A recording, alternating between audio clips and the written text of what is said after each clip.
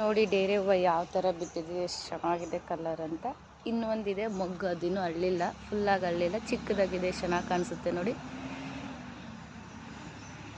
ಇನ್ನೂ ಗಿಡ ಆ ಕಡೆ ಎಲ್ಲ ಇದ್ದಾವೆ, ಬಟ್ ಹೂವು ಬಿಟ್ಟಿಲ್ಲ ನೋಡಿ. ಅಲ್ಲಿರೋದು ಡೇರೆ ಗಿಡನೇ, ಆ ಕಡೆ ಎಲ್ಲ ಇರೋದು ಅದೇ, ಬಟ್ ಹೂವು ಬಿಟ್ಟಿರೋದು ಮಾತ್ರ ಇದೊಂದೇ ಗಿಡ ಸದ್ಯಕ್ಕೆ.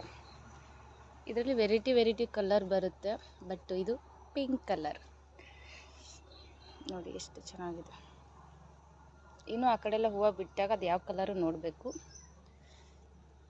ಅಯ್ಯೋ, ಬಿಟ್ಟರೆ ಇನ್ನು ಎಷ್ಟೊಂದು ಹೂವು ಬಿಡುತ್ತೆ. ಇಲ್ಲಿ ನೋಡಿ, ಇದು ಒಂದು ಚಿಕ್ಕದು ಮೊಗ್ಗಿದೆ ಇನ್ನು, ಬಟ್ ಇನ್ನೂ ಹೂವು ಬಿಟ್ಟಿಲ್ಲ. ಅದು ಮೊಗ್ಗು ಚಿಕ್ಕದು ಇನ್ನು. ನನಗಂತೂ ಕಲರ್ ತುಂಬ ಇಷ್ಟ ಆಯಿತು ನೋಡಿ, ಆಗಿದೆ.